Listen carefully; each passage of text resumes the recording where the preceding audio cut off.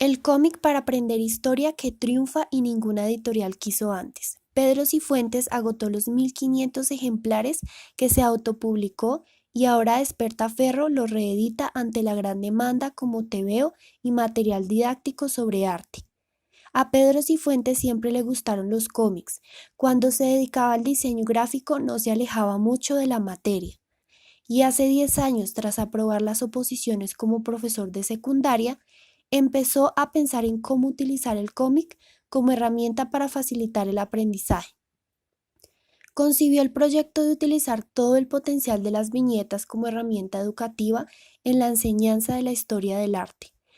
El autor promovió su idea en el ámbito editorial, pero la respuesta que obtenía de los sellos más especializados en educación no era muy alentadora. Demasiado cómic, le decían, y las editoriales del género la consideraban demasiado didáctica. De modo que este profesor de Ciencias Sociales del Centro Miquel Perris I Segarra, de Castellón, decidió apostar por la autoedición con la ayuda del micromecenazgo. Pedía unos 4.000 euros en 40 días en Berkami, para garantizar costes de impresión de tirada y en 48 horas se triplicó la cifra. La edición reducida de 250 ejemplares para profesores que había pensado se transformó en una de 1500 ejemplares que hoy está completamente agotada.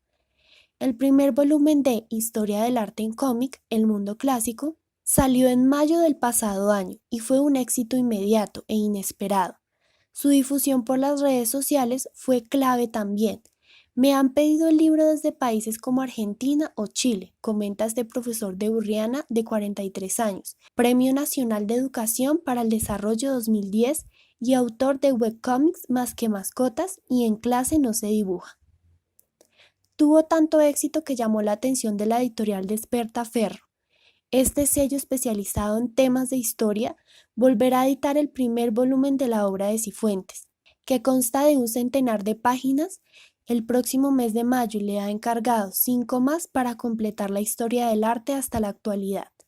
El cómic está protagonizado por un profesor que imparte clase a 5 o 6 alumnos que recorren el arte antiguo gracias a la magia de las viñetas. Pasan de una a otra, de las ruinas al esplendor de un antiguo coliseo romano. Por ejemplo, el tebeo y el material didáctico están pensados fundamentalmente para alumnos de primero y segundo, de 11 a 13 años. Valorar el patrimonio. El tebeo te permite fabular mucho con la imaginación y además te facilita la enseñanza de arte en secundaria. Por cierto, no es de recibo que en todo el currículo la asignatura de arte solo esté presente en segundo de bachillerato. En sociales, vemos cómo a los chavales les cuesta entrar en el arte, pero el cómic lo facilita todo, les sirve para valorar el patrimonio y aprender al tiempo que disfrutan, señala el profesor autor tanto de los dibujos como del guión. La idea de la aplicación práctica del cómic a la enseñanza se le ocurrió mientras estaba preparándose las oposiciones. Me di cuenta que no tenía una pizarra sino unas viñetas. Cuando estudiaba las unidades didácticas, de modo que se puede decir que llevó cristalizando el proyecto desde hace 10 años, explica. Su proyecto también se estudia en la cátedra dedicada al cómic que, dirigida por el crítico Álvaro Pons, acaba de poner en marcha la Universidad de Valencia en colaboración con la Fundación SM. El autor hace vehementemente defensa del cómic como instrumento educativo. Yo lo escribo todo con cómics. Los alumnos exponen sus temas mediante dibujos y cómics y deben defenderlos también oralmente, por lo que se trabaja mucho la oralidad y la creatividad. Ellos mismos han de desarrollar sus historietas con un trabajo interactivo. Muestran mucho interés por todo lo que tiene que ver con la imagen. Hay que recordar que el 80% de los estímulos que recibe un alumno es visual. Es curioso, a la generación que más escribe y lee todo el santo día con el WhatsApp, le cuesta mucho entrar en una novela e incluso también en el cómic, muchas veces hasta que lo descubren. Pero si las cosas funcionan bien, el futuro es abrir esta dinámica a otras asignaturas.